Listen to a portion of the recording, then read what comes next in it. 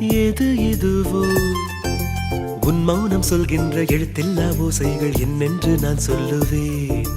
இது அதுவோ இது அதுவோ சொல்லாத சொல்லுக்கு இல்லாத வார்த்தைக்கு ஏதேது அர்த்தங்களே. பெண் தோழன் நான், ஆண் தோழி நீ, நட்புக்குள் நம் காதல் வா